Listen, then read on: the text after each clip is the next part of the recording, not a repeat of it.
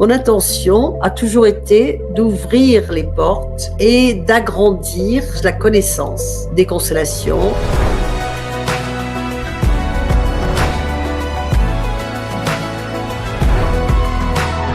Mon père a été arrêté, envoyé à Auschwitz et ma mère et moi avons eu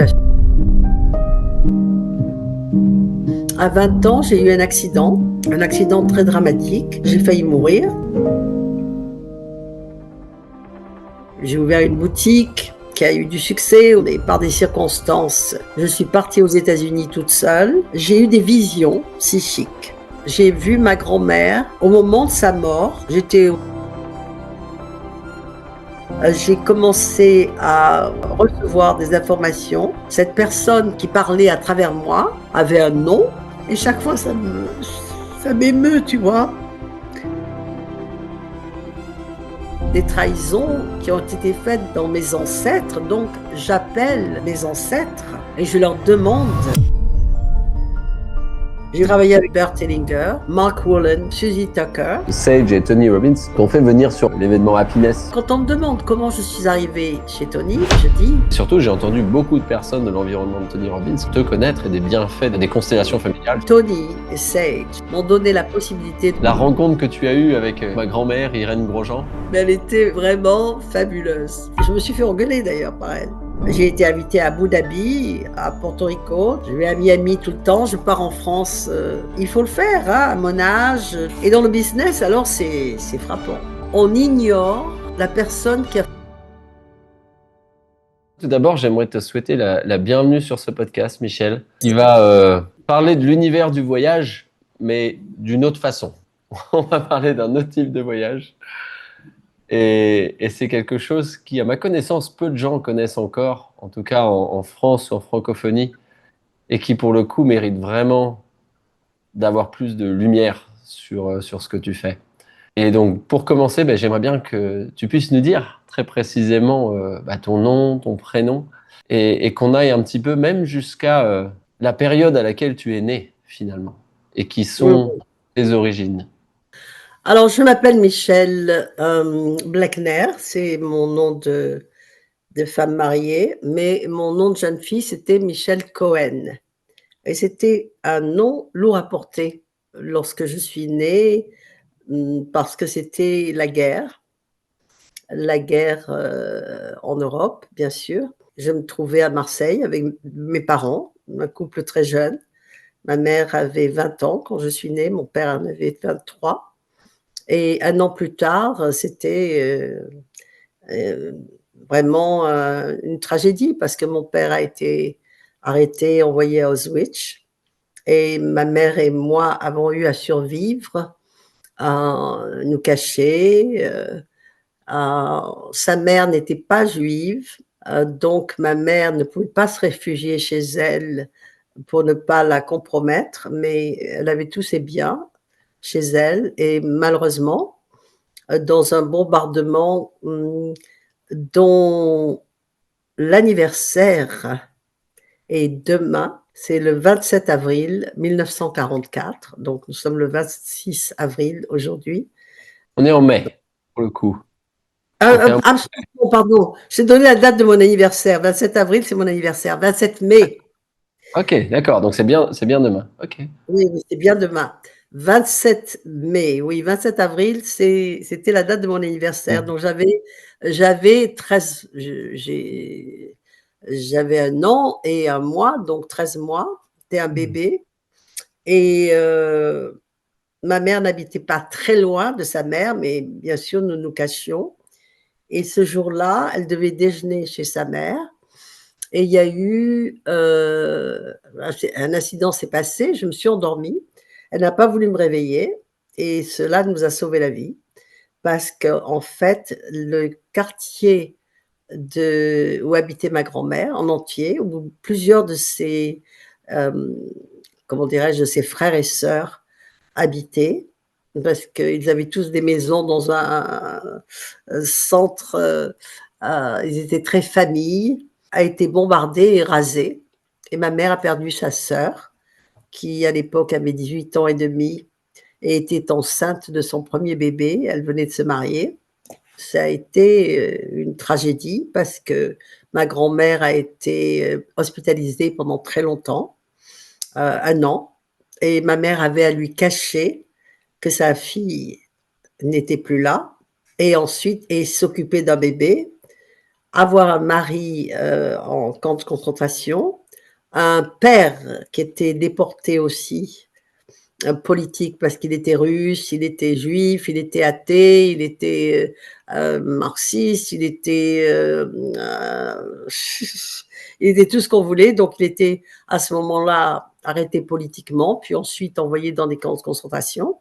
Et donc ma mère s'est retrouvée à 21 ans avec tous ses soucis sur la tête et plus d'argent parce que tout était caché chez ma grand-mère et il n'y avait plus qu'un trou.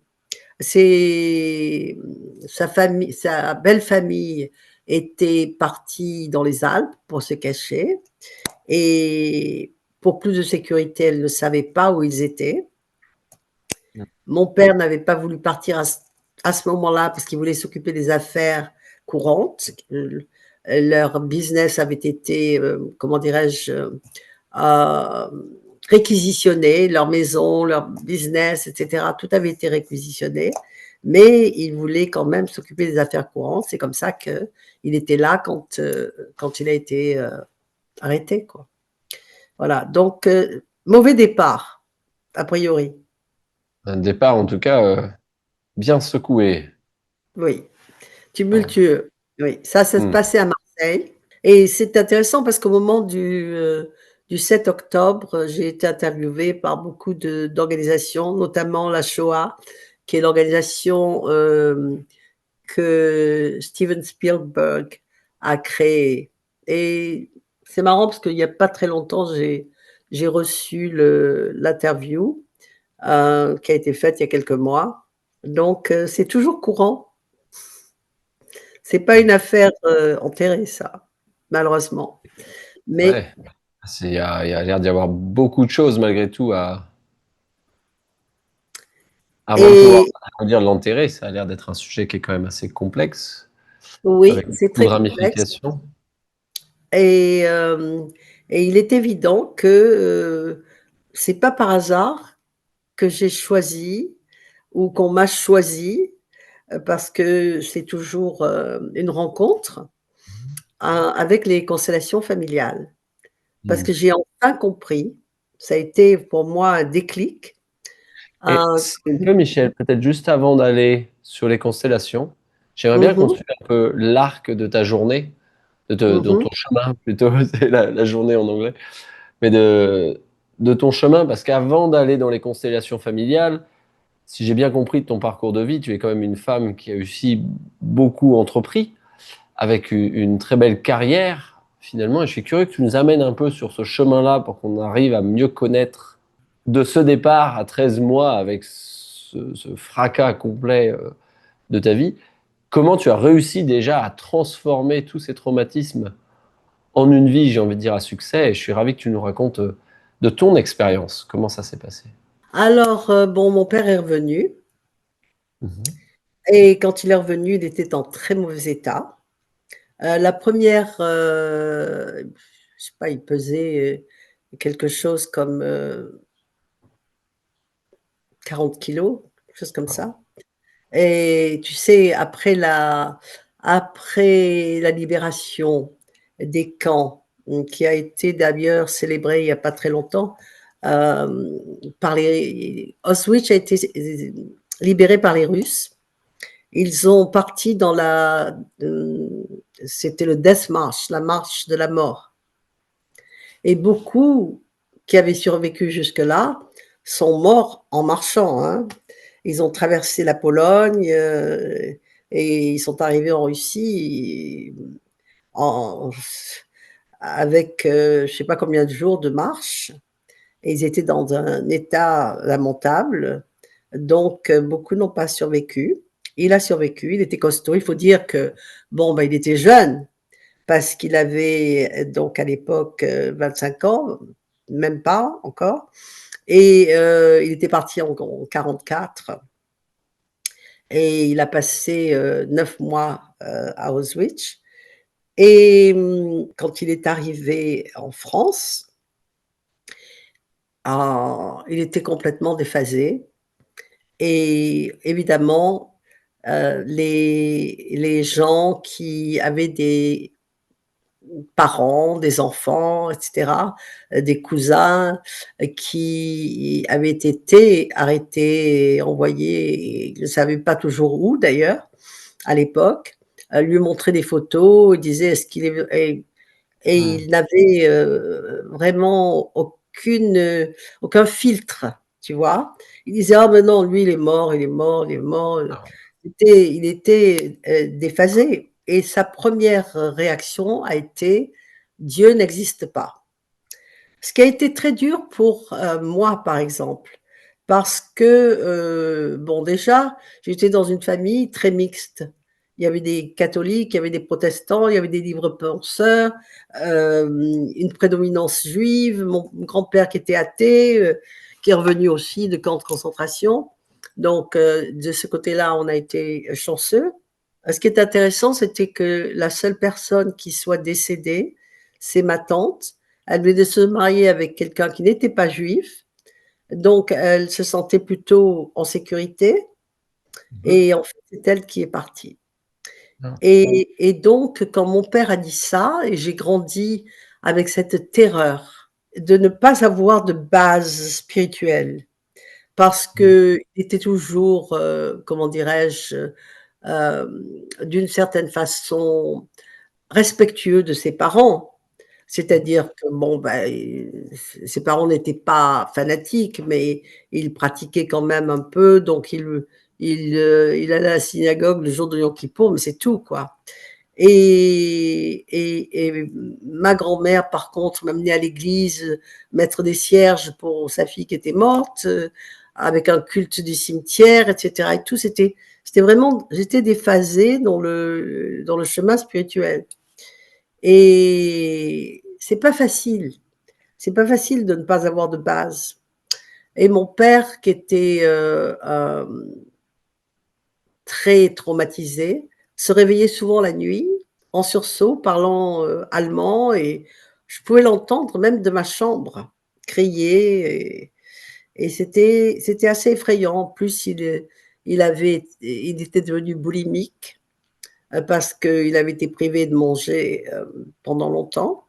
Donc il mangeait, mais comme il ne pouvait pas le garder, il vomissait et c'est un bruit qui était resté dans ma tête constamment. Donc ça a été une enfance difficile pour toutes ces raisons-là. À partir de ça, il y a eu autre chose, c'est que parce qu'il voulait aimer la vie et il était, joueur, c'est un homme d'affaires qui avait beaucoup d'idées. Donc, il a créé des trucs extraordinaires, gagné beaucoup d'argent, perdu beaucoup d'argent, donc c'est une vie un petit peu en en dents de scie, mais très excitante et mon frère est né après, donc à son retour. C'est comme ça que nous avons grandi, dans une ambiance un peu bizarre, je dois dire.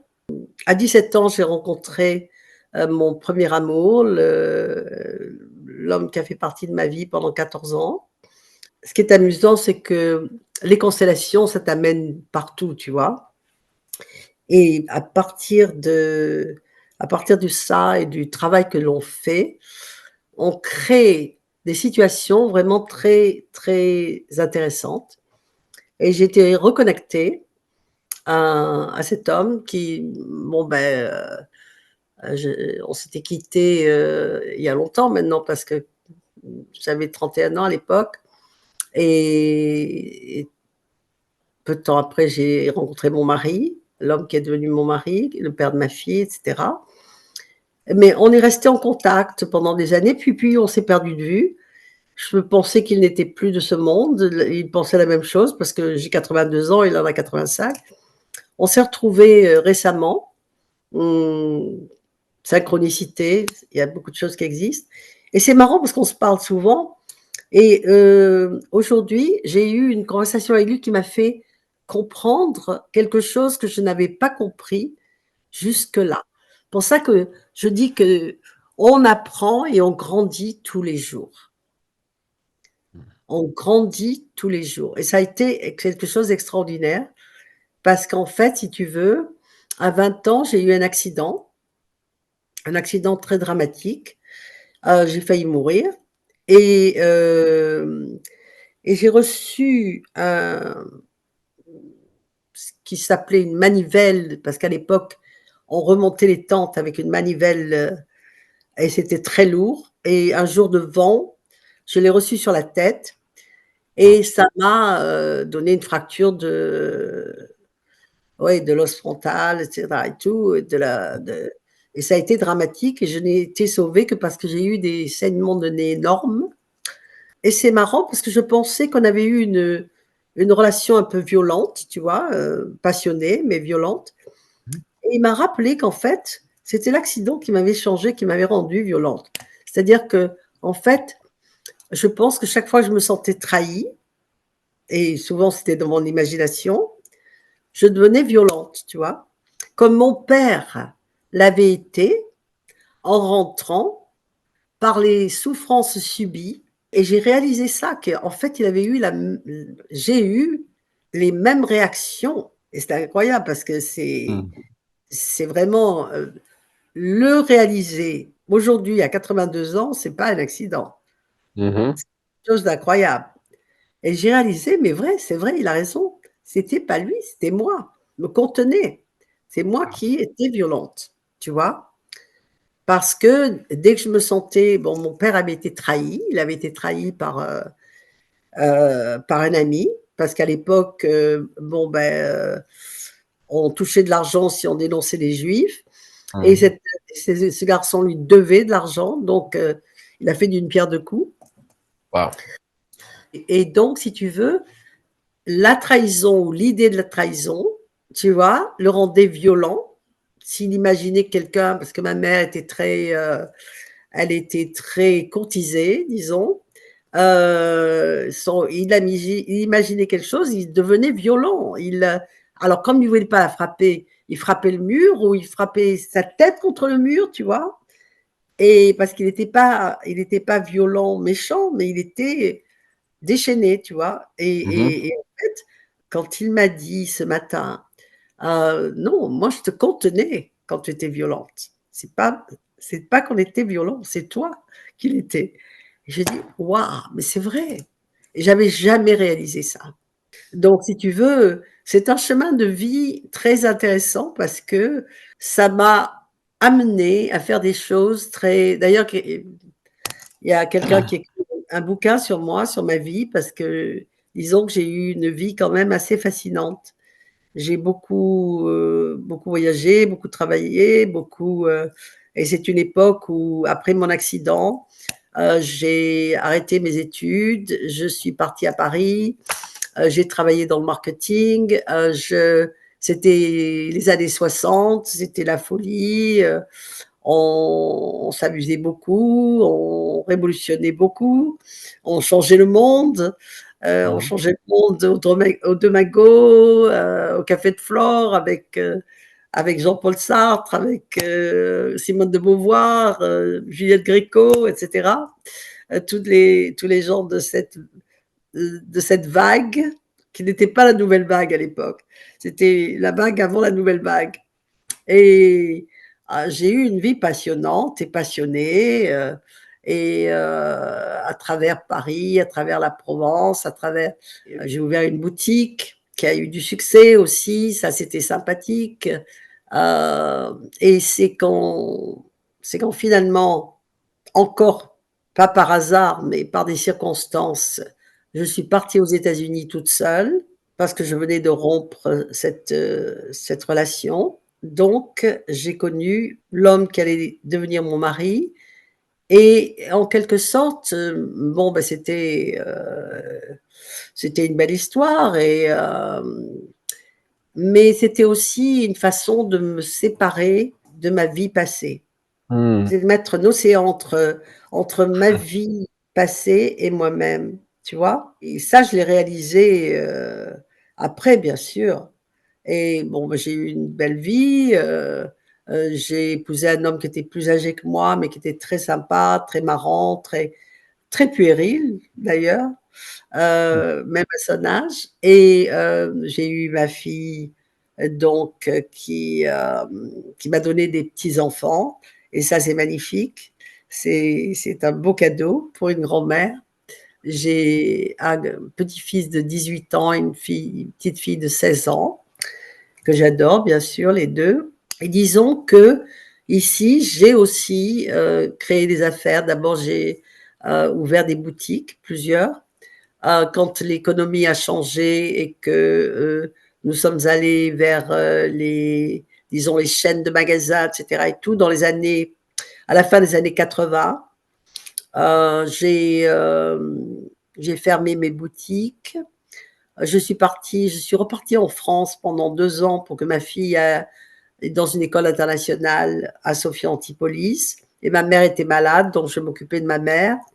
Mon père était décédé quand j'avais 40 ans, 39 ans en fait.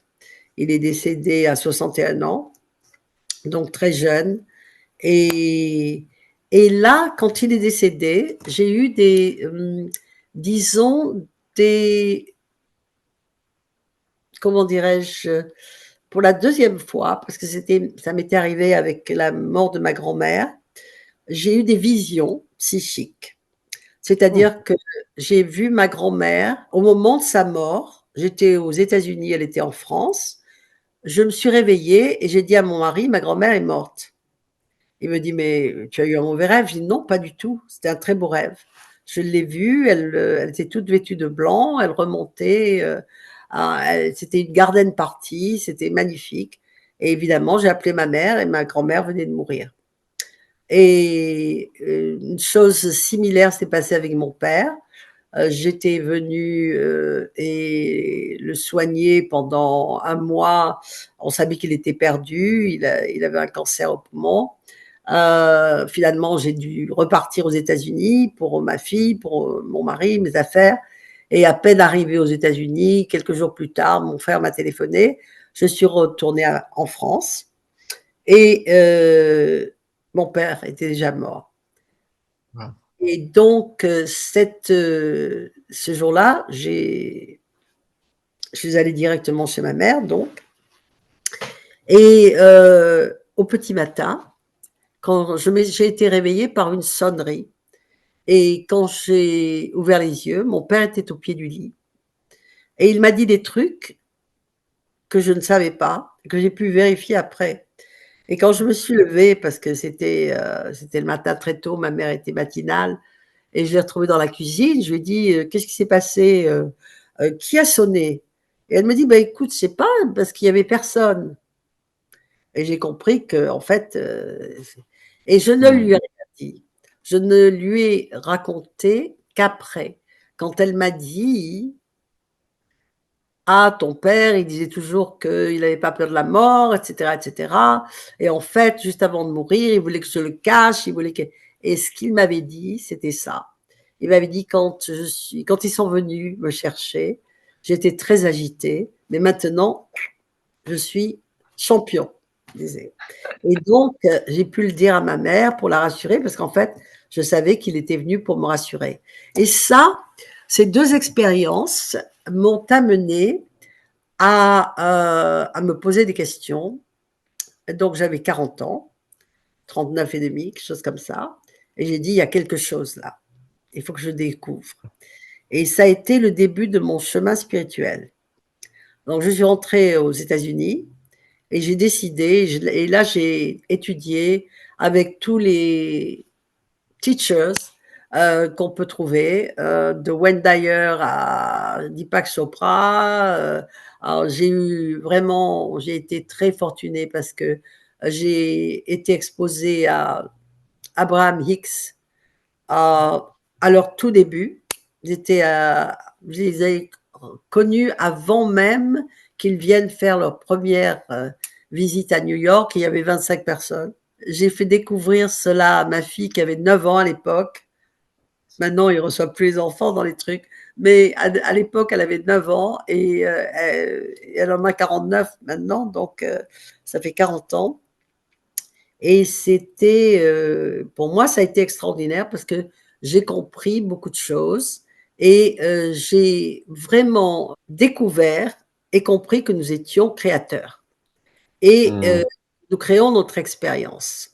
Et ça a été magique pour moi parce que la découverte des lois universelles a été un cadeau infini que l'univers m'a donné.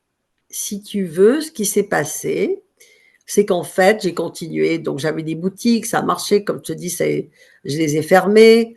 Je suis allée en France et j'ai pensé que ce ne serait pas une mauvaise idée d'importer des céramiques de Provence. C'est ce que j'ai fait. Donc, c'était super. Ça a très bien marché.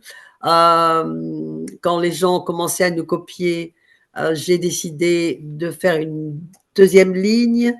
Donc, j'avais Romancing Provence qui était la ligne, disons, la ligne de classe, la ligne qui, était, qui était à l'époque chère et qui ne se vendait pas partout. Mais aussi une deuxième ligne qui s'appelait Ambiance Collection.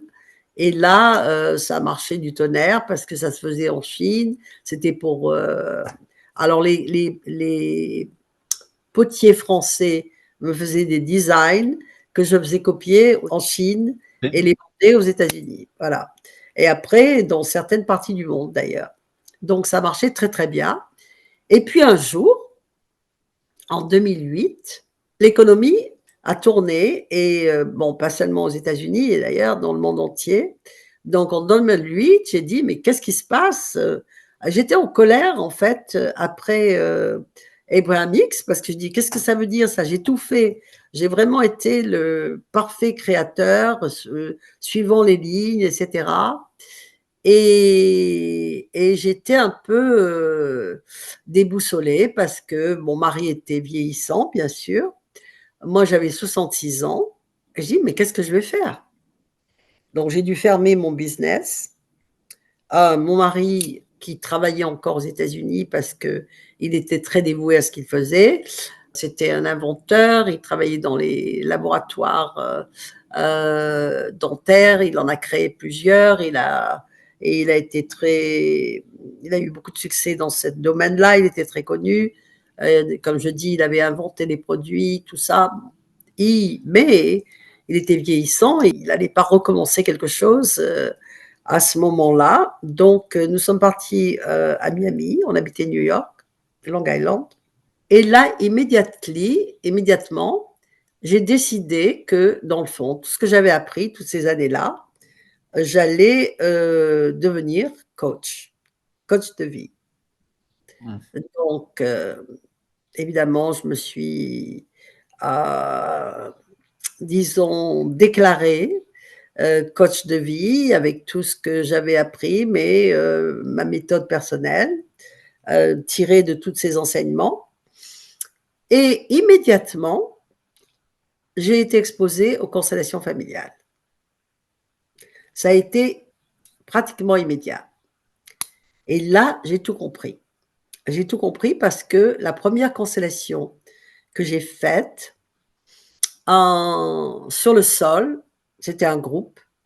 Ma fille m'avait appelée, elle m'avait dit: «Maman, j'ai fait quelque chose d'incroyable hier soir, c'était magique, je me suis guérie, je t'ai guérie, da da da». Elle était complètement, et elle me dit: «Prends l'avion et viens immédiatement et j'organise une séance, où tu peux assister». Je l'ai fait et la personne qui facilitait la constellation donc m'a dit de prendre un représentatif et c'était marrant parce que je la connaissais pas du tout, mais elle n'était pas américaine, elle était italienne. Elle n'était pas française, mais elle était italienne.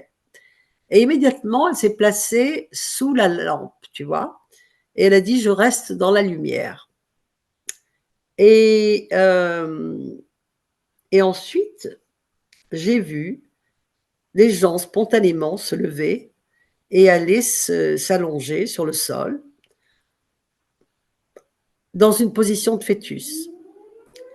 Et la personne qui facilitait me dit, «Oh là là, mais vous avez perdu beaucoup de gens jeunes, ah, alors je pensais à ma tante, je pensais aux deux cousins de ma mère qui vivaient à Paris le 16 juillet 42 quand il y a eu la rafle et qui ont été déportés immédiatement. Et c'est très intéressant parce que le père, c'est-à-dire l'oncle de ma mère, était venu au mariage. C'était le mariage de mes parents ce jour-là, le 16 juillet 42.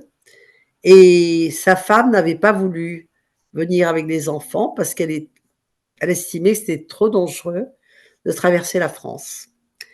Lui a été sauvé et eux ont été embarqués. Ouais.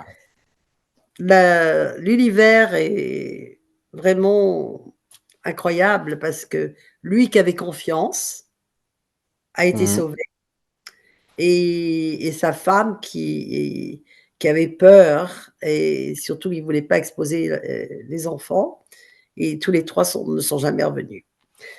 Et donc, tout ça pour dire que je pensais à ces deux gosses, à ma tante, à son bébé.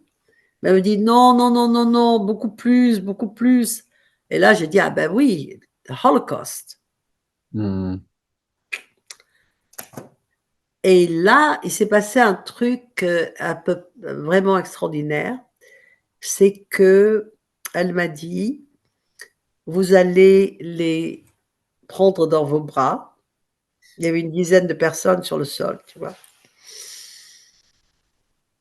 Et chaque fois, ça m'émeut, tu vois, parce qu'elle m'a dit, dites-leur, à partir d'aujourd'hui, je vivrai ma vie en votre honneur.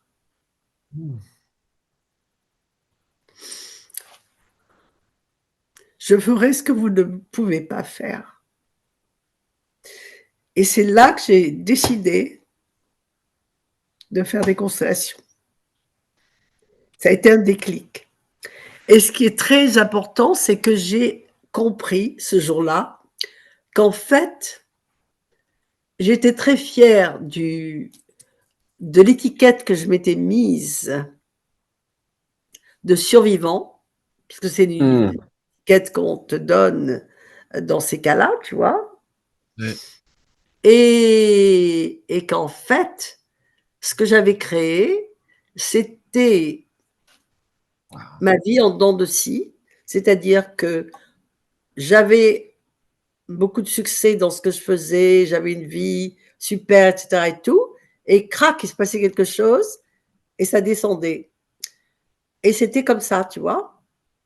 En fait, un petit peu ce que mon père avait eu d'ailleurs. Ouais. Donc j'étais fidèle à mon père et fidèle aux survivants en général, tu vois.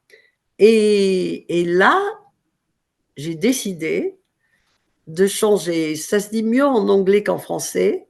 De survivant, je suis passée de survivor à thriver. Mhm. Thriver, tu vois. Donc en français, on peut dire de survivant à je vois pas de trucs qui vont particulièrement avec, tu vois.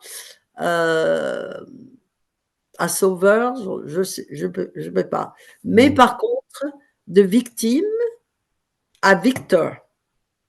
Donc de victime à victorieux, tu vois. Et donc, si tu veux, en prenant cette décision, c'était une intention très forte. Et je crois beaucoup aux intentions. C'est d'ailleurs le format de ma façon de coacher. C'est basé sur ça, c'est-à-dire la méditation qui te permet d'entendre parce que bon ben c'est amusant, j'ai pas mentionné, mais dans les années 80, j'ai commencé à channel, tu vois, à recevoir des informations. Je ne savais pas d'où, et c'était quelque chose de très précis. cette personne qui parlait à travers moi avait un nom que je ne connaissais pas. C'était Joshua. Il avait un nom. Il m'a dit qu'il vivait 4 siècles avant Jésus-Christ, qu'il était architecte, qu'il construisait des pyramides, qu'il était prince et roi, non, roi et healer, c'est-à-dire soignant. Et quand il prenait les mains de quelqu'un, il vibrait comme ça. Et c'est très amusant parce que moi, je disais ce que j'entendais. Et j'étais avec une amie, on faisait de la méditation et c'est venu naturellement parce qu'elle posait des questions. Elle était très curieuse et la curiosité, c'est la cure en quelque sorte de ce qui ne va pas. Et elle a eu des réponses, c'est moi qui répondais. Quelques mois plus tard, je suis dans un magasin ésotérique où j'achète des cristaux. Il y a un bouquin qui me tombe sur la tête. You cannot make up this crap, you know. Oui, on peut pas inventer ça. Oui. Non, non, on peut pas inventer. Et le bouquin me tombe sur la tête. C'était un bouquin assez petit d'ailleurs. Je sais pas combien de fois je l'ai acheté et je l'ai donné parce que chaque fois, je sais même pas si j'en ai une copie. Mais ce bouquin s'appelait The Mystery of Mount Shasta, les mystères de Mount Shasta. Et l'auteur était Erline Cheney, elle est décédée maintenant. Et elle racontait son expérience d'avoir rencontré ce Joshua. Et la seule différence, tout ce qu'elle racontait, je l'avais vu, je l'avais entendu, je l'avais répété.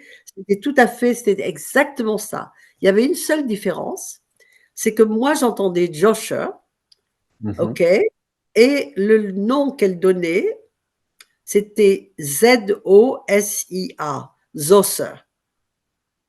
Je me suis dit, c'est mon accent français, tu vois. J'en sais rien.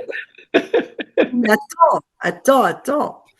Parce que des années plus tard, je me trouve dans une boutique à Hialeah où il y avait un gars qui jouait du crystal ball, tu vois.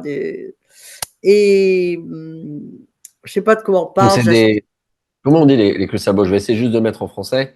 Bah, des bols de Ouais, cristal pour tout ce qui est soin. Hein. voilà. Mais C'est ça. surtout pour entendre comment dirais-je, c'est la musique. On fait de la musique avec. Ouais. Et c'est marrant parce que je vois un truc une espèce de fontaine, et je dis, est-ce que vous envoyez, vous expédiez à New York? Et il me dit oui. Et donc je lui parle de ma fille. Alors il me dit que c'est je sais pas, un truc ésotérique encore, voilà. Et puis il me dit, ben regardez Google, parce que maintenant on a Google. Je te parle d'il y a une quinzaine d'années, tu vois. Et alors, je regarde Google et je dis, ah, je vais regarder Joshua, tu vois. Alors, automatiquement, qu'est-ce que je fais? J'écris Zosia parce que je me dis, c'est moi qui avais tort, tu vois. Et je vois also known, aussi connu comme Joshua, Waouh. Djosia. Et là, je dis, ah bon, mais je n'étais pas folle. Voilà. Donc, si tu veux, c'est marrant parce que ce sont des expériences que tu peux pas négliger, tu vois. Voilà. Et c'est marrant parce que il y a peut-être 3-4 ans, et c'est après Covid, parce que c'est ce qui m'a d'ailleurs poussé à redéménager et revenir à New York, quitter la Floride parce que j'avais pas vu mes enfants pendant quelque temps. Et heureusement, quand on a pu voler, j'avais un ami qui m'a permis de voyager avec lui privé, mais autrement, on pouvait même pas voyager je veux dire avec les courriers normaux, etc. Donc, je voyais pas mes enfants depuis quelques mois. Donc, je suis venue à New York et j'ai décidé de revenir. Et c'est là que je suis maintenant depuis 5 ans. Mais j'ai été très, très malade avant de partir, avant même qu'on sache ce qu'était le Covid. et j'ai failli mourir. Et après, quand on a connu le Covid, toutes ces personnes qui étaient venues pour me soigner, parce que j'étais entourée de healers, tu vois, de soignants, plus ou moins ésotériques. Et elle m'a dit, ben, vous avez eu le Covid, c'est ça que vous avez eu. Et je dis, ah bon, maintenant je comprends, tu vois. Et à ce moment-là, quelqu'un m'avait demandé justement d'amener Joshua pour parler, et j'ai failli ne pas revenir. Et on m'a dit, quand vous pouvez le faire spontanément, ça va, il n'y a pas de problème, mais ne vous mettez pas en position pour que Joshua ou quelques entités que ce soit viennent, parce qu'à ce moment-là, vous vous mettez en danger, parce que la vibration, la fréquence de vibration sur laquelle j'étais devenue m'emportait. Donc, je ne peux plus, si tu veux, quand je dis des choses qui ne sont pas vraiment de moi, bon, mais maintenant ça va, c'est naturel, mais je ne peux pas demander. Si je demande, je risque de ne pas revenir parce que ça m'emmène trop loin et ma fréquence est trop haute. C'est ce qui m'a dit. Voilà. Donc, voilà l'histoire. Et donc, je suis retournée à New York. J'avais, disons, établi une communauté vraiment superbe et variée en Floride parce que Miami, où j'habitais, est une des villes les plus internationales avec Dubaï et Singapour. Et dans mon living room où je travaillais, j'ai vu des gens de 70 pays différents. Maintenant, ça va beaucoup plus loin parce que, comme tu le sais, ayant été invité par Tony et Sage Robbins, maintenant je ne compte plus les pays parce que, parce que ce serait trop. Il y en a trop. Et qu'on reprécise un petit peu, parce que je trouve que tu es passé quand même relativement vite sur ce sujet-là. Et donc, c'est quand même que Sage et Tony Robbins, dont on fait venir sur un événement qu'ils ont, l'événement Happiness à Mexico, hein, il me semble, la première fois. Et pour le coup, sur lequel tu continues de revenir depuis. Hein. Donc, tous les 2 ans, il fait cet événement, juste pour ces Platinum, qui est quand même un groupe de personnes qui est vraiment investi sur leur développement personnel, sur le fait d'aller soigner leur historique, leur trauma et ainsi de suite. Donc Tony Robbins, pour ceux qui ne connaissent pas, ça va être quand même l'un des coachs les plus renommés au monde. Et donc voilà, tu fais ça à répétition maintenant avec lui. La quantité de personnes, pour le coup, j'ai eu la chance de te découvrir après, grâce à un autre événement de Tony, pour le coup. Mais surtout, j'ai entendu beaucoup de personnes de l'environnement de Tony Robbins te connaître et des bienfaits des familles, des constellations familiales finalement. Et c'est magique. Donc, ravi de te laisser la suite sur ça et de voir comment ça a fait évoluer les choses. En fait, si tu veux, les 2 choses incroyables qui sont arrivées, qui sont assez étonnantes dans ma profession, dans mon entourage, parce que je connais beaucoup de gens qui facilitent les constellations, bien sûr. J'ai travaillé avec beaucoup disons, de teachers.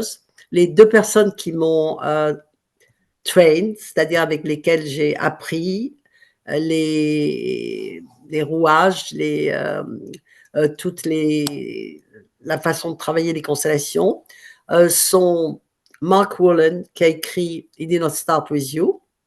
En français, ça s'appelle Cette douleur n'est pas la mienne. Et Susie Tucker, qui aussi a écrit Gather Enough Fireflies, rassembler assez de lucioles. In the darkest night of the heart, gather any fireflies to welcome the light. Mais c'est surtout qu'elle est très artistique, très la danse, la peinture, elle est extraordinaire. Et pour moi, ça a été vraiment une super expérience parce que lui, c'est l'énergie masculine. elle très féminine.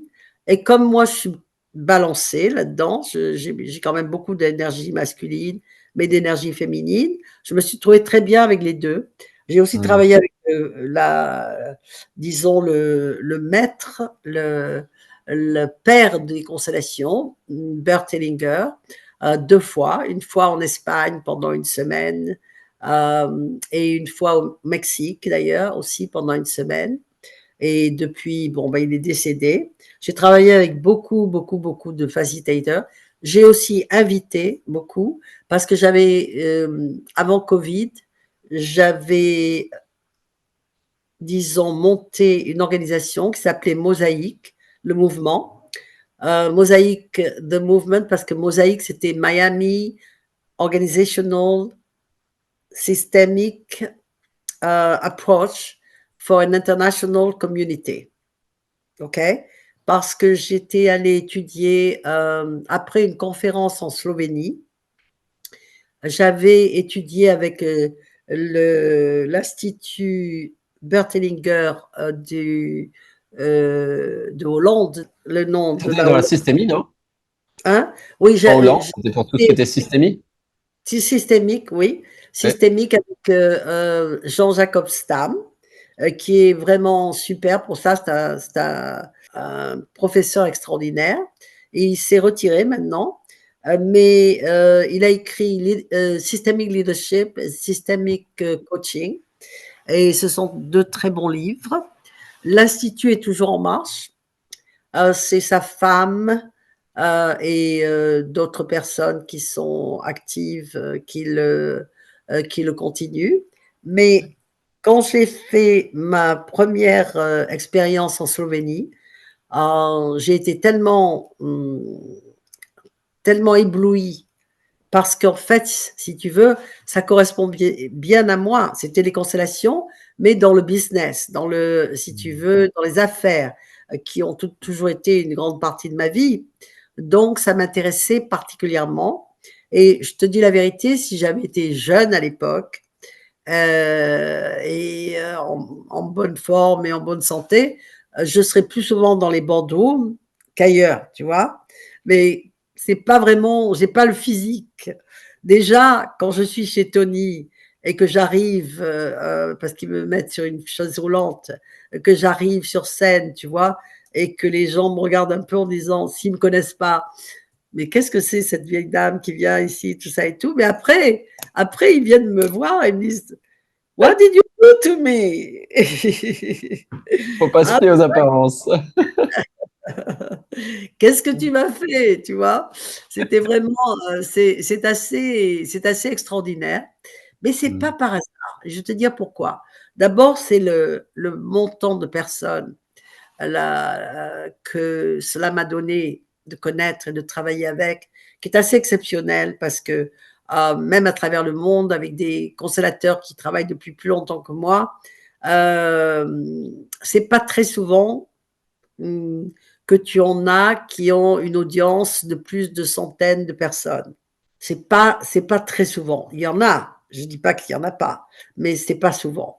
Mais la chose qui diffère, c'est que Tony et Sage m'ont donné la possibilité de toucher beaucoup d'hommes. Parce que les hommes sont plus timides pour venir sur ce genre de réunion. C'est surtout les femmes. Mais là, les hommes ils sont, comment on dit en français? Ambushed. Yes. Ouais.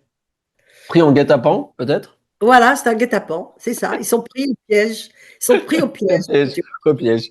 Voilà. Voilà, ils sont pris au piège parce que, bon, bah, ils savent pas, c'est Tony, donc avec le label de Tony, on voit cette vieille dame, oh, elle a l'air gentille, tu vois. Mais après, je me dis, et comme en plus, je suis assez brutale dans mes façons de parler, surtout en anglais, parce qu'en français, je ne le fais pas tellement, mais en anglais, j'ai de la facilité à jurer, tu vois. Heu, que ça les surprend. Mais j'ai réalisé qu'en fait, c'était pas par hasard que j'ai été Mm. appelée par le groupe de Tony et Sage. D'abord, C'est incroyable le nombre de jeunes Allemands dans les 30, 40, 50, 60, avec lesquels j'ai pu travailler, qui portaient en eux un sentiment de culpabilité inconscient. Et moi, fille de déportés à Auschwitz, qui peut leur donner la paix et les guérir d'une certaine façon avec amour, ça a fait une différence énorme. Hommes et femmes, d'ailleurs. Je peux te dire des dizaines. J'ai travaillé avec des dizaines de personnes dans ce cas.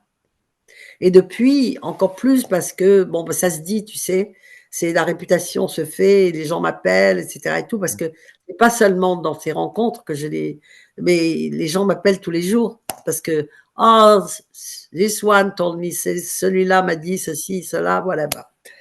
Et en fait, j'ai remarqué que c'est pas par hasard, parce qu'en fait, quelle est la population de Tony?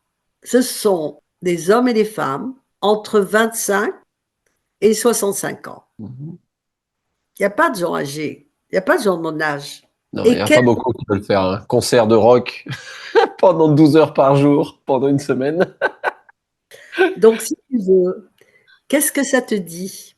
En fait, chaque fois, avec tous ces gens, et comme tu le sais, maintenant, je vais à DWD et UPW, tous ces trucs-là, donc je vois des gens en dehors du stage. Mm. Mais ces gens-là, ils ont l'âge qu'avait mon père quand il est revenu et quand il est mort. Ce sont la tranche d'âge entre 25 et 65 ans. Mon père est revenu à 25 ans, il est parti à 61 ans. D'une certaine façon, non seulement je travaille inconsciemment, maintenant plus consciemment, à guérir la guerre, mais aussi à guérir les combattants, les pays qui ont été, disons, touchés par la Première Guerre mondiale, la Deuxième Guerre mondiale, par leurs descendants. Et je fais ce qu'ils n'ont pas pu faire. Donc, je suis fidèle à la promesse que j'ai faite à ma première rencontre avec les constellations. Et je suis sûre que c'est la raison pour laquelle je suis toujours sur Terre. Et c'est très amusant parce que pourquoi est-ce que j'ai été appelée par Tony et Sage? Parce que j'ai connu quelqu'un comme client. Et quand on me demande comment je suis arrivée chez Tony et Sage, parce que bon, ben, je connais Tony, j'ai connu Tony quand il avait 25 ans, pas personnellement, mais quand je l'ai vu pour la première fois, j'étais allée avec un copain, j'avais 40 ans, j'ai dit ce gosse, il va aller loin, tu vois. Bon, il est allé loin, j'avais raison, tu vois. Et je l'ai dit sur scène d'ailleurs. J'ai dit ce gosse va aller loin et je devais être psychique parce que en fait, regardez où il est, tu vois. Mais ce qui se passe, si tu veux, c'est que ce garçon que j'ai connu comme client, je l'ai connu vraiment par hasard, si ça existe. Mm. Et j'avais travaillé avec lui une fois. Ensuite, on a fait du coaching pendant un moment. Et puis un jour, il m'a téléphoné et il m'a dit, vous allez recevoir un coup de fil de Tony, da, da, da, da, da, da. Je dis, mais comment? Il me dit, mais parce que je les connais. Et c'est comme ça que ça s'est passé. Et ce gars, il est cardiologue. Alors, quand on me demande comment je suis arrivée chez Tony, je dis, par le cœur. Et c'est vrai, par le cœur. Ah oui. Mais quand je lui ai dit ça, il m'a fait remarquer, il m'a dit: «Oui, peut-être je suis arrivée par le cœur. Mais rappelle-toi», il me dit, «que juste après que je t'ai connue, tu as eu une opération du cœur».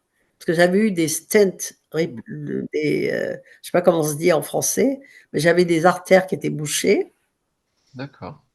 et une valve à remplacer Et ça a été fait, pas par lui parce qu'on n'était pas dans le même, mais il était au courant parce qu'en fait, ce qui était très amusant, c'est que, ce garçon, en fait, il avait été mon voisin quand il grandissait et on ne savait pas. Tu sais, il y a des synchronicités extraordinaires. C'est ce que je vois tout le temps en constellation, c'est les synchronicités qui sont extraordinaires. On est tous connectés. On est tous connectés et on voyage en famille d'âmes, tu vois. On voyage en famille d'âmes tout le temps, ce qui est magnifique d'ailleurs. Et ce qui est amusant, c'est que, en fait, c'est vrai, il m'a dit, il fallait que ton cœur soit débouché. Il fallait que ton cœur soit ouvert. Je pense que tu n'imaginais pas que ça ait besoin d'être aussi physique que ça, mais Encore une fois, on peut pas inventer ça. non. On peut pas inventer ça.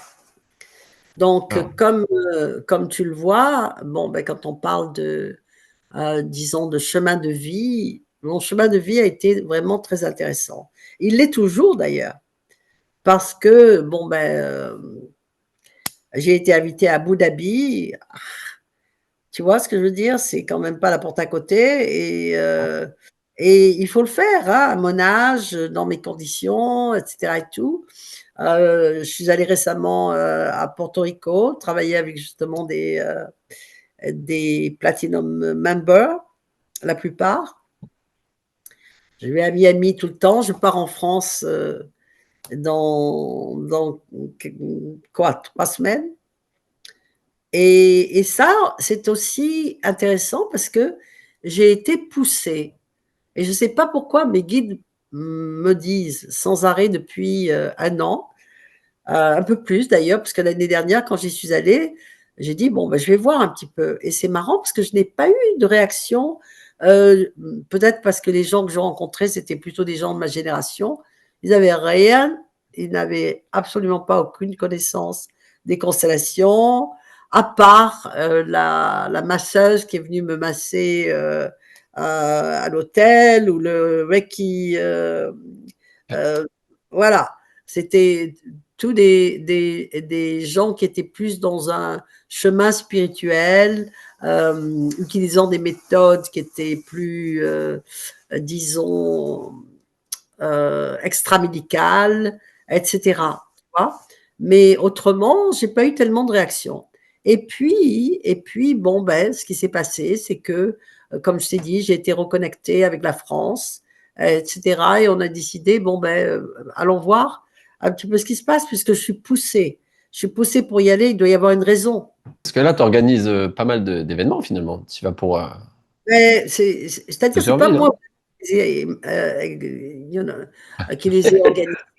Mais ça a été organisé par moi, pour moi Ouais. et je ne sais pas comment ça va se passer parce que Paris ne semble pas donner beaucoup de comme, nous en avons parlé auparavant, j'avais eu l'impression que je disais au revoir à Paris, l'année dernière. Peut-être que j'ai jinxé la chose.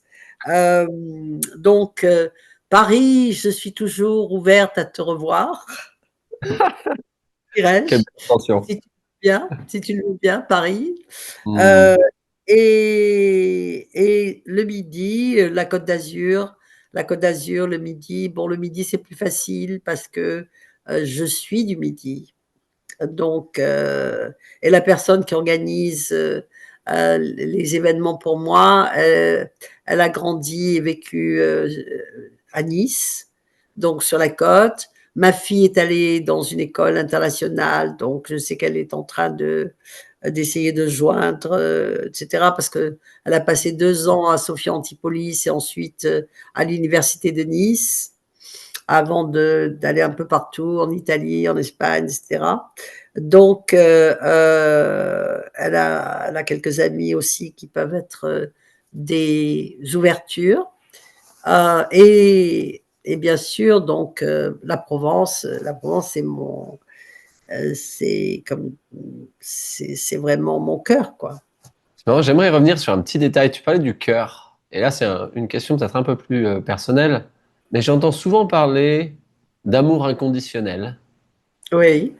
Et je suis curieux de savoir, après toutes ces différentes pratiques, après toutes ces expériences que tu as vécues de ton parcours, du parcours de tes ancêtres, de tes proches, de tes maintenant enfants, petits-enfants, qu'est-ce que tu aimerais dire finalement sur ces sujets d'amour universel? D'amour, tiens, c'est marrant que je parle d'amour universel pour le coup, mais d'amour inconditionnel.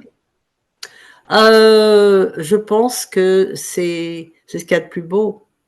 Hmm. Et, et cet amour inconditionnel, tu peux. C'est rare de le ressentir sans atteindre la sagesse, tu vois. Et ça se cultive. Il y a une chose qui est très importante et dont je parle très souvent, c'est la différence entre la connexion et l'attachement. Hmm. Et ça, c'est très important. Parce que quand on s'attache, à part avec les enfants, parce que c'est difficile de ne pas être attaché à ses enfants, automatiquement, ça apporte souvent de la souffrance. On ne se rend pas service, on ne rend pas service à l'autre.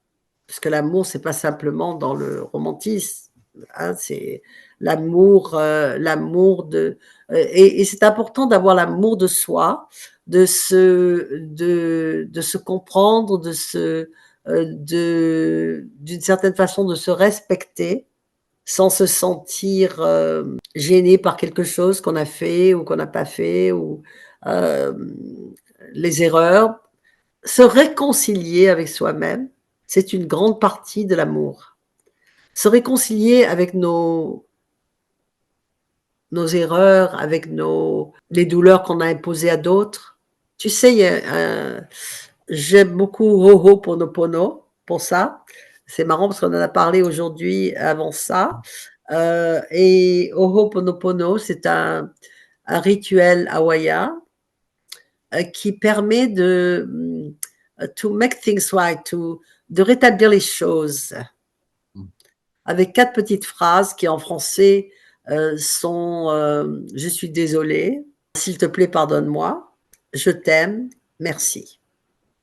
Et ça, quand on a à se réconcilier avec quelque chose ou quelqu'un, on peut le faire tout seul. Et je crois beaucoup à l'énergie de la transformation. Et pour moi, l'énergie de la transformation se fait traditionnellement, j'écoute les traditions, c'est toujours 40. Le 4, c'est le numéro du changement. Donc, 6 semaines, 44 jours, ça fait le changement 2 fois. Et ça a une portée. Ça a une portée qui est importante. Donc, et quand on peut se sentir connecté à quelqu'un ou à quelque chose ou à une émotion, c'est bon. Quand on devient attaché, ça peut être très douloureux. Hmm. Ça ne sert pas. Donc, l'amour inconditionnel, c'est l'amour détaché. Très intéressant. Et donc, comment tu approches une relation, que ce soit la relation avec toi-même, la relation avec des collègues de travail, ou même une relation de couple avec ce détachement? Pour moi, c'est le respect. Le respect de soi-même et le respect de l'autre. Et est-ce que tu pourrais le décrire pour être sûr d'avoir vraiment la même définition de respect que tu as? Je le pratique beaucoup avec mes ancêtres. Parce que chaque fois que je rends quelque chose, quand je dis bon, ben, cette douleur n'est pas la mienne, comme je l'ai raconté au début de notre entretien, ça s'est passé ce matin et j'ai réalisé que cette douleur n'était pas la mienne.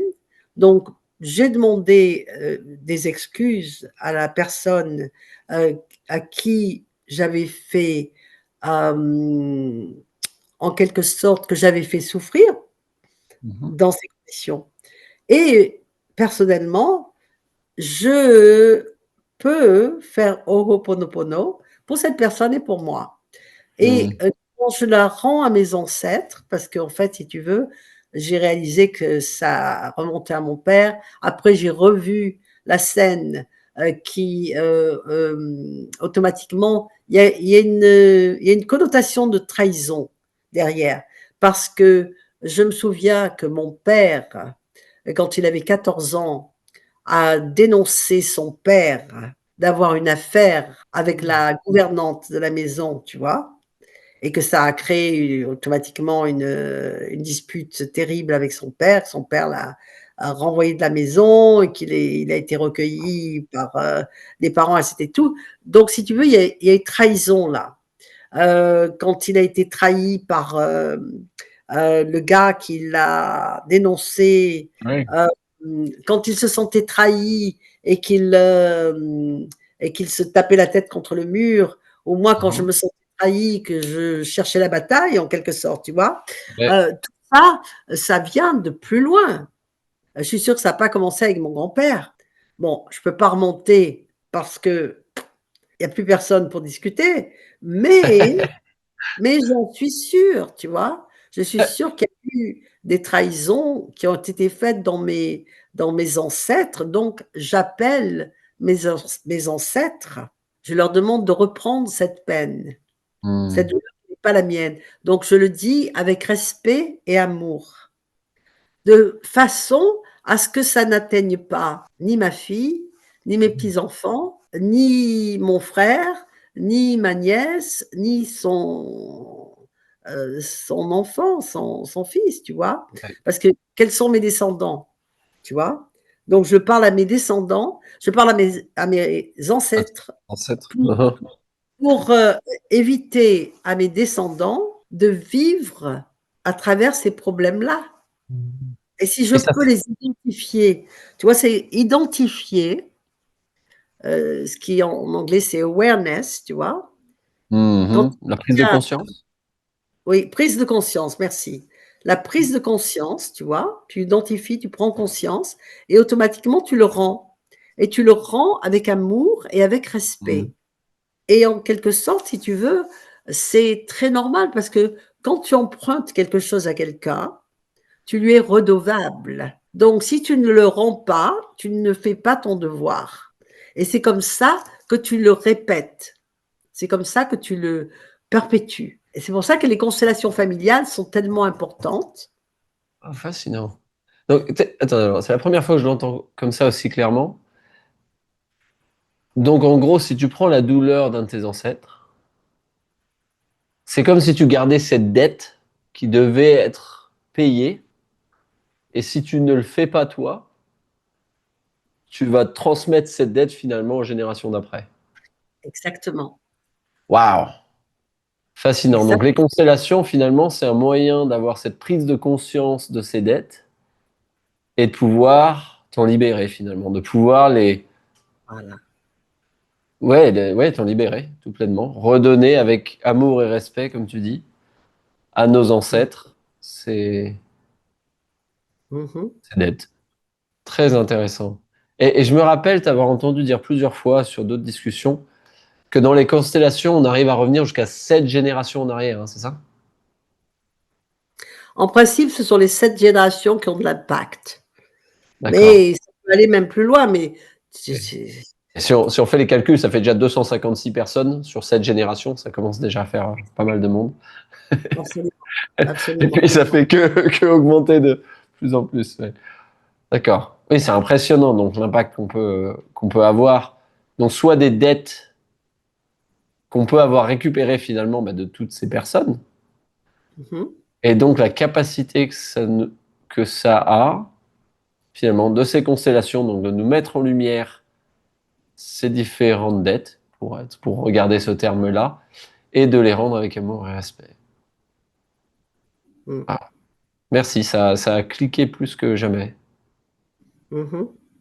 Ouais, et en quelque sorte, justement, ça a été vraiment très, très, très fort quand j'ai fait ça à Abu Dhabi, Hmm.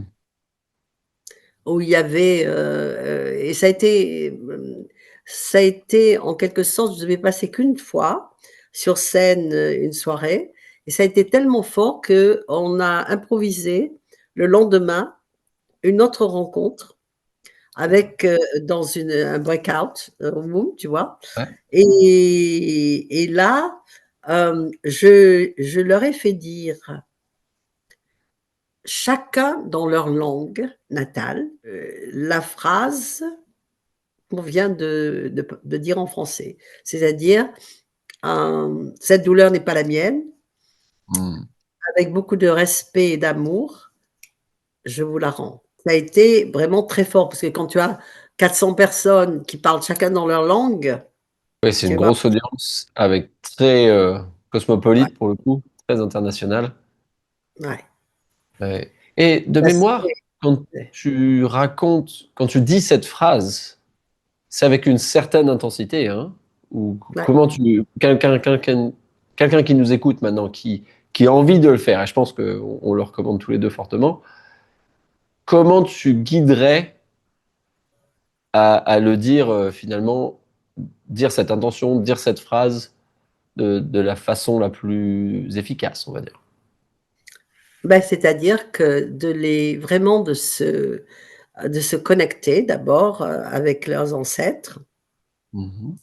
de les sentir derrière vous, de les sentir, et de dire: «À tous mes ancêtres, sans exception, je déclare que cette douleur n'est pas la mienne et avec beaucoup d'amour et beaucoup de respect, aujourd'hui, je vous la rends.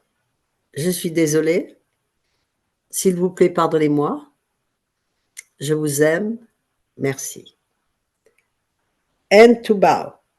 Et on peut même ajouter: «S'il vous plaît, bénissez-moi pour que je puisse agir d'une façon différente. Please bless me so I can do it differently». Merci pour ce cadeau. Et en principe, quand je fais quelque chose comme ça, je leur dis ensuite de partir, de se comment dirais-je? De oh, to bow, de j'arrive pas à trouver Mmh. le mot. Alors, attends, notre ChatGPT pas loin. ChatGPT ChatGPT, de se On va parler de la traduction qu'on voyait ce matin, enfin ou la significative. heu, Heu, de en quelque sorte, si tu veux, de se de s'incliner. s'incliner, merci, Ouais, de voilà. s'incliner et ensuite de partir vers une porte, tu vois? Mmh mh. Et avant d'ouvrir la porte, non pas de se retourner, mais de simplement retourner son visage, tu vois? De dire au revoir et de Mmh. sortir, tu vois? Et ensuite de rentrer. Parce que quand tu sors, tu as dit au revoir, tu t'es pas retourné complètement, juste le visage, tu ouvres la porte, tu sors. Quand tu reviens, tu es différent. C'est symbolique. Ouais, il y a un ancrage un peu physique aussi quoi, avec cette symbolique. Voilà. Super.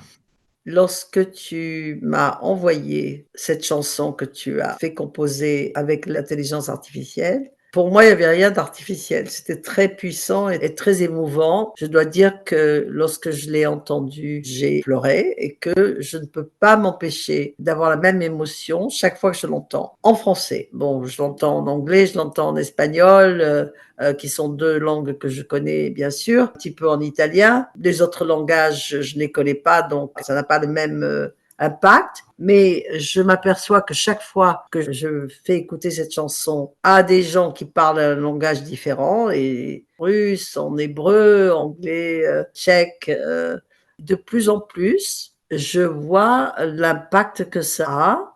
Le fait que ce soit un petit peu dérivé de mon histoire n'est pas important parce que c'est universel. La voix est magnifique, la musique est superbe et les mots sont très puissants.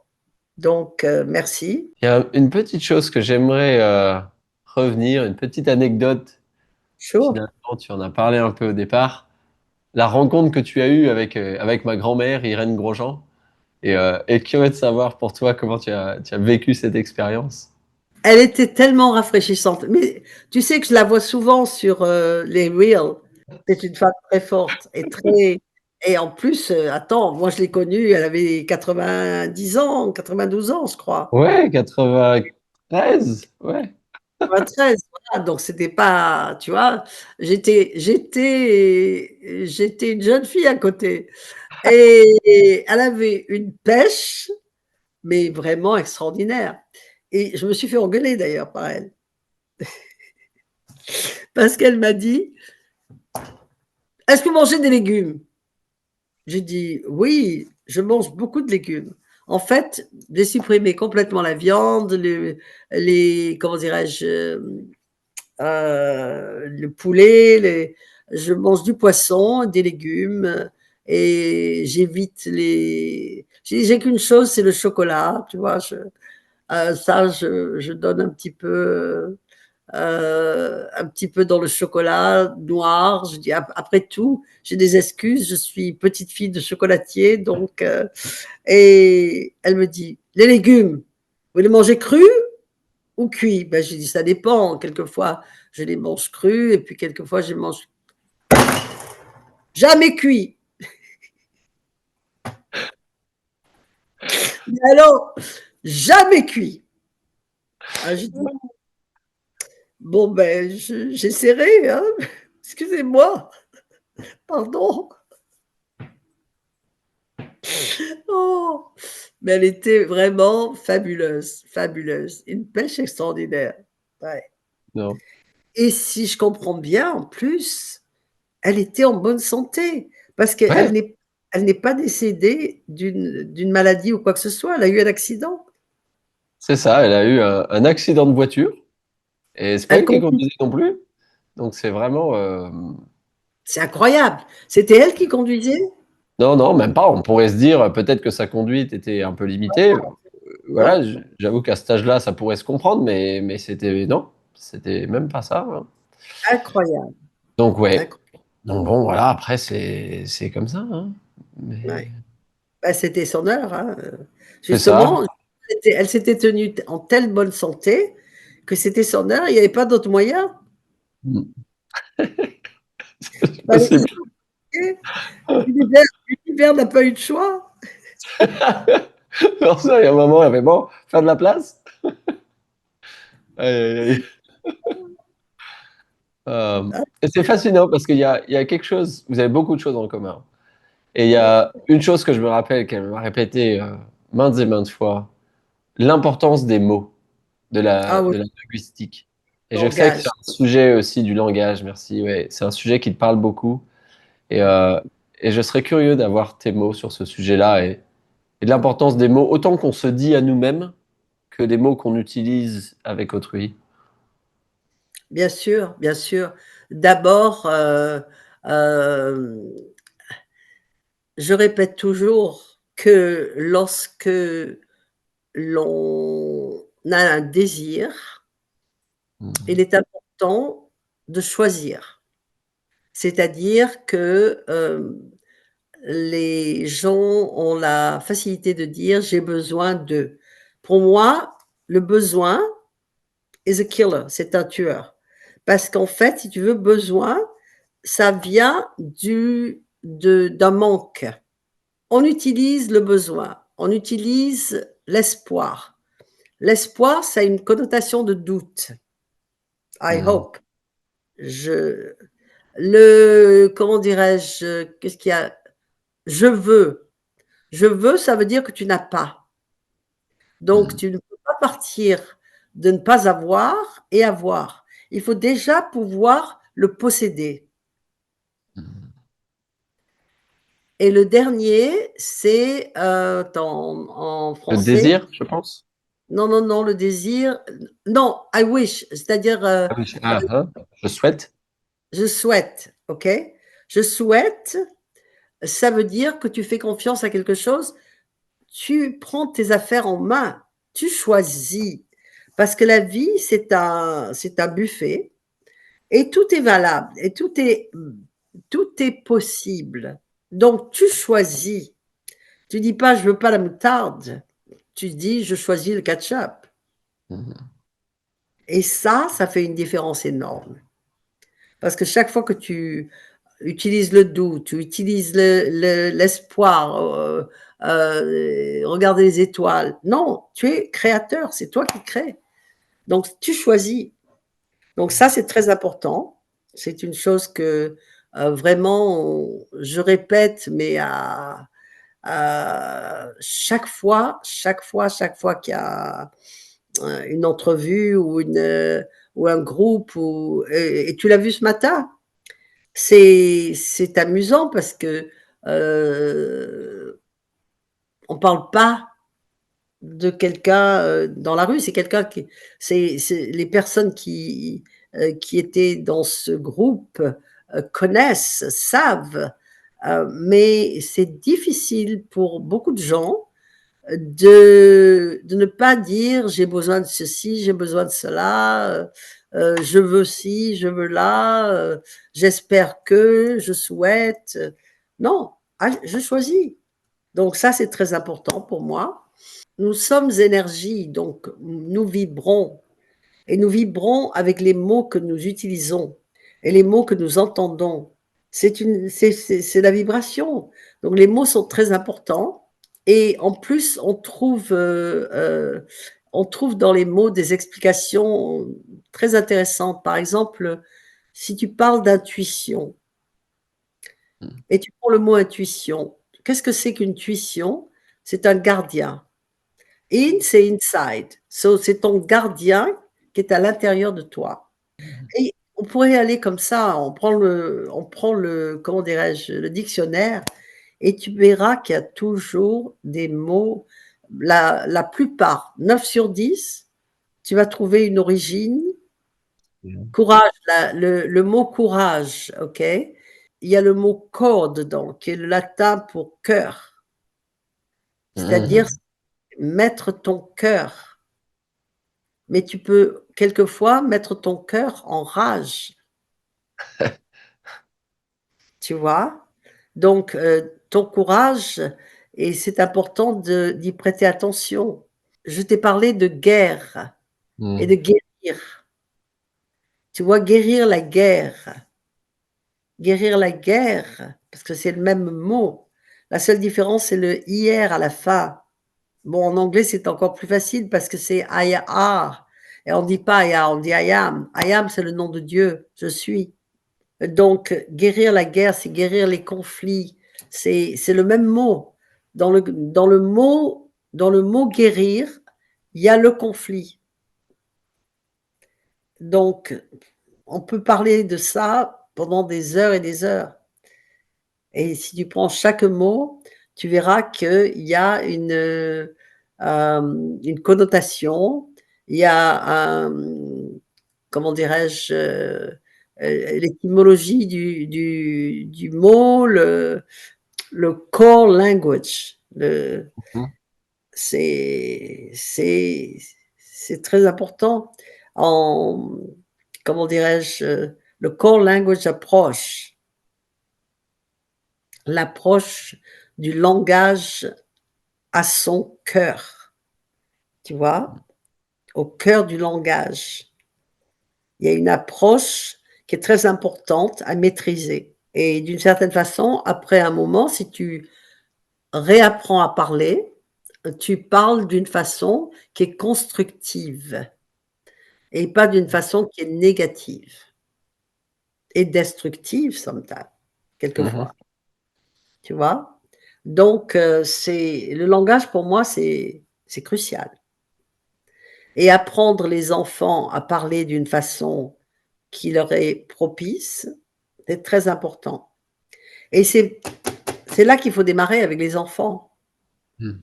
Avec les enfants, parce que ce qu'on a tendance à faire en adulte, c'est de laisser l'enfant derrière. L'enfant qui a souffert. Parce que c'est trop douloureux de l'emmener avec nous. Donc on le laisse derrière et on est incomplet. Et quand tu es Ouais. incomplet, tu ne peux pas agir en toute connaissance, c'est pas possible. Mhm. Et Ouais, ça, ça c'est passe devant, vraiment. le travail de l'inner child, de l'enfant interne. Je sais pas comment on dit en français d'ailleurs. Il faudrait que je L'enfant intérieur? l'enfant intérieur, hein, c'est ça, l'enfant Ouais. intérieur. Ouais, l'inner child. Combien de fois il est oublié Waouh. Trop souvent. dans la Beaucoup trop plupart souvent. Mhm. Oui.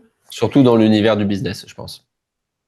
Oui, mais et dans les relations. Oui. Dans les relations, toute relation. Pourquoi les relations sentimentales échouent? C'est toujours un problème d'inner child. Hmm.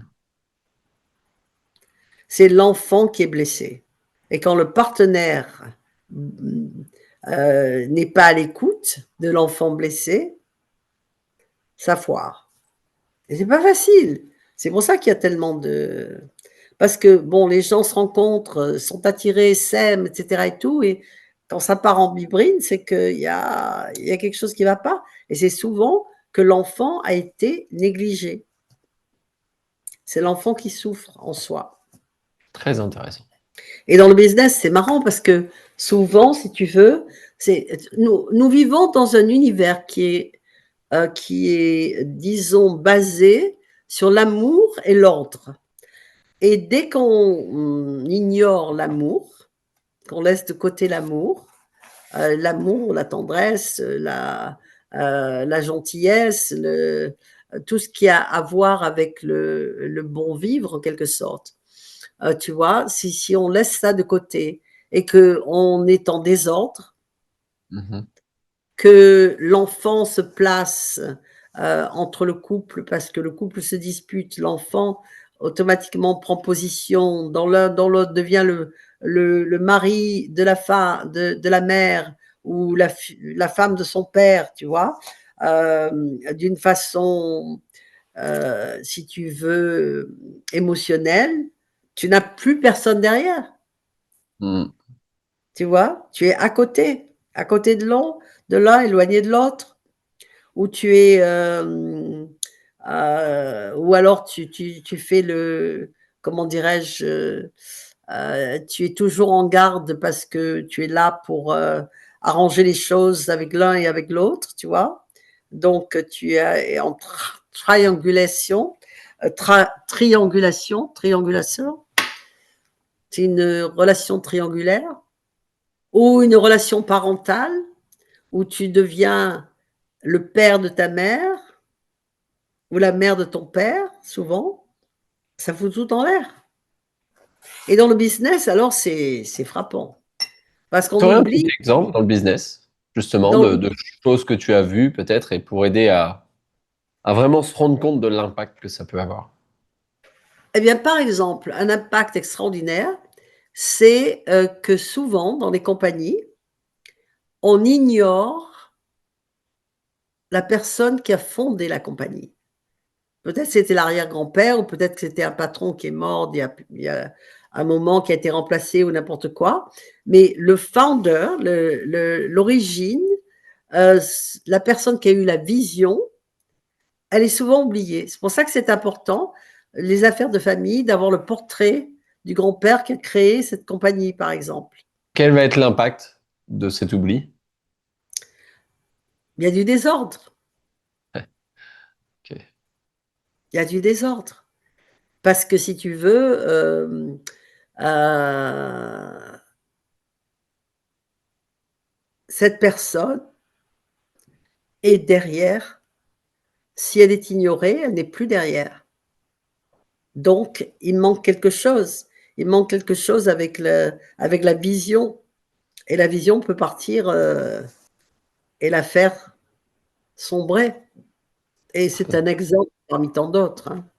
Hmm. Par exemple, si le leader d'une compagnie se plaint du team qui s'occupe des ventes, eh bien, c'est lui qui est en faute. C'est pas le team. Parce qu'en tant que leader, il a le devoir de garder ces différents teams en communication. C'est passionnant, hein, si tu commences à lire comment dirais-je, la, hum, les fonctions et l'importance de maintenir ces fonctions en ordre, etc. et tout, c'est passionnant.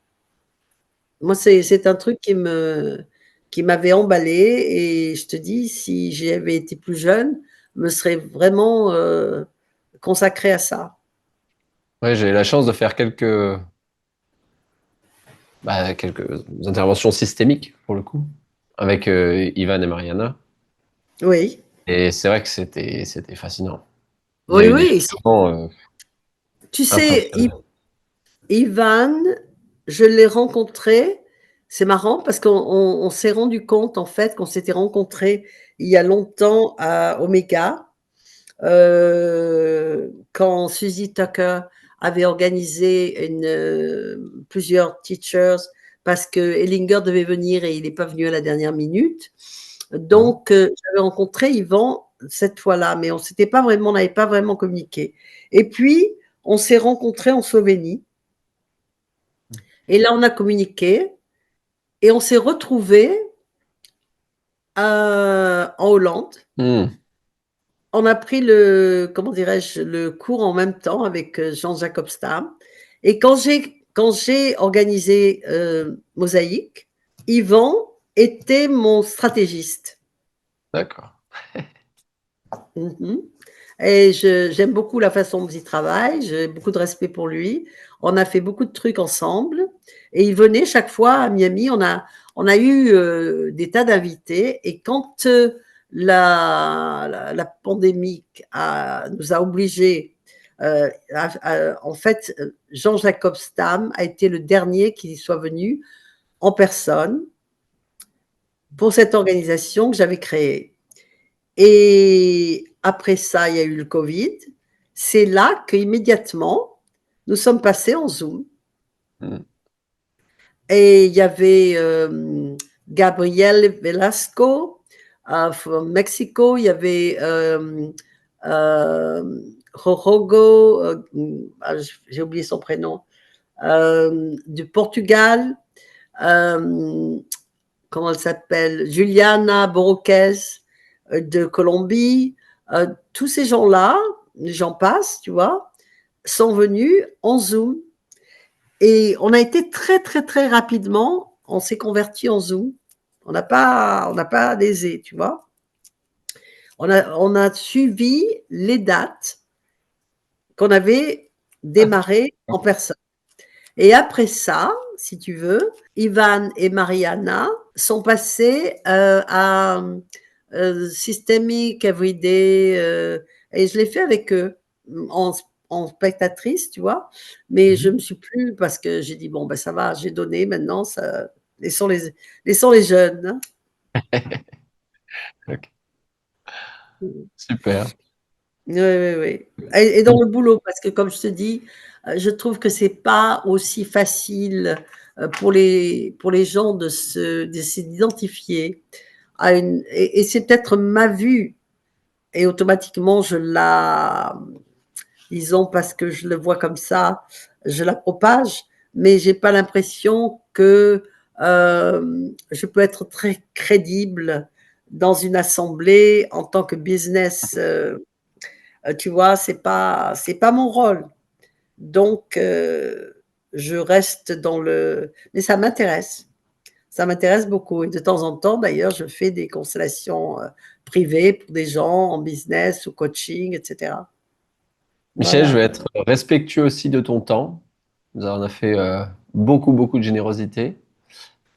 J'aimerais Mon... juste conclure avec un sujet qui, je crois, te tient beaucoup à cœur, qui est les intentions.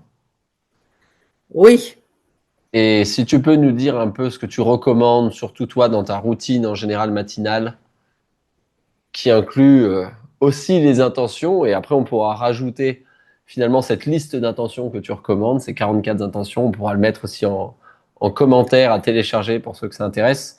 Et justement, Michel, j'aimerais bien que tu nous en dises un petit peu plus sur pour toi l'importance des intentions et comment faire pour justement faire des intentions un outil précieux dans notre vie.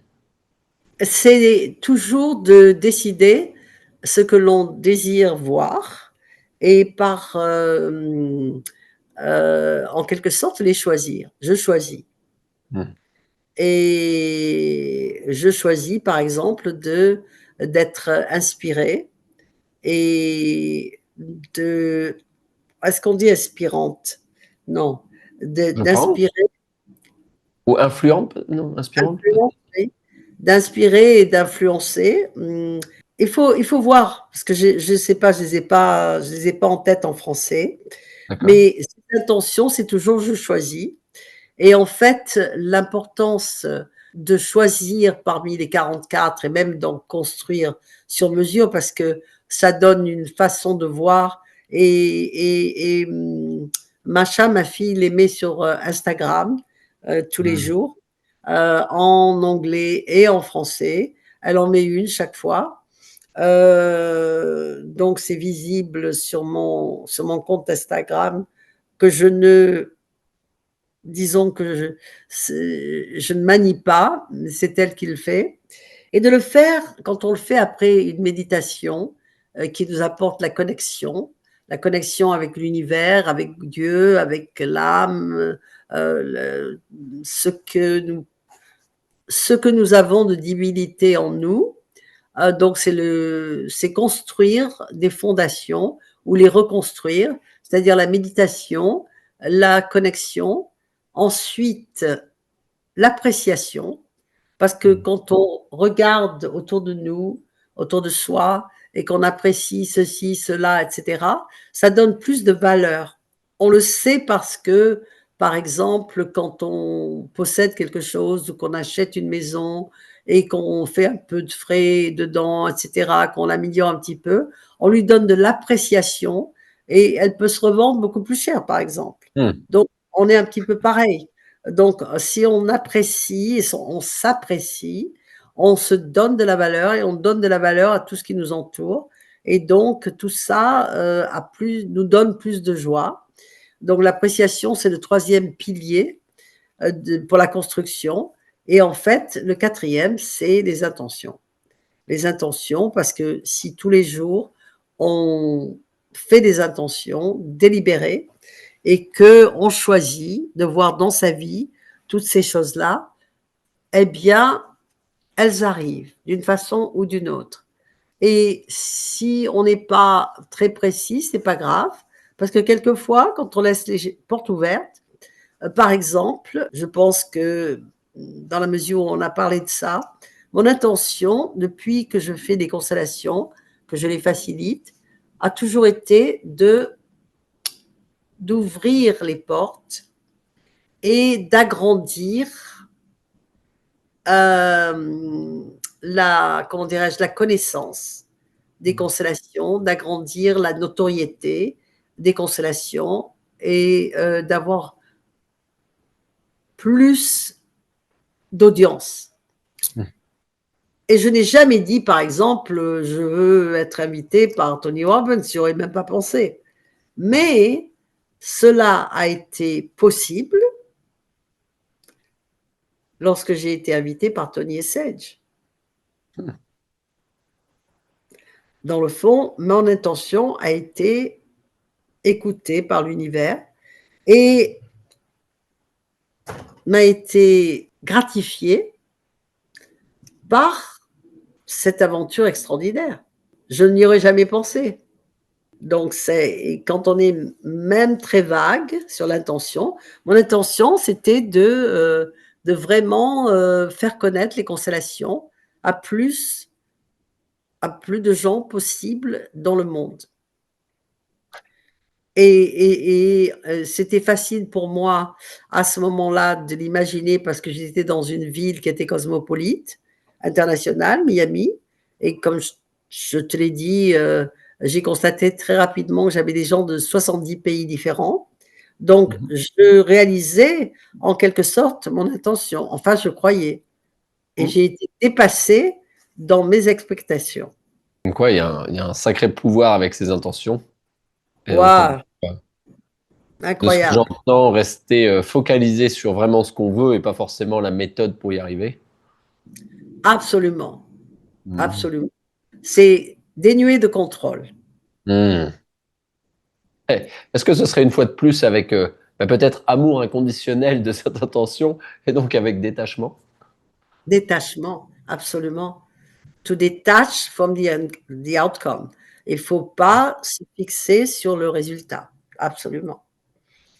Absolument. C'est lancer dans l'univers. Et quelle est donc l'intention que tu aimerais laisser pour clôturer ce podcast?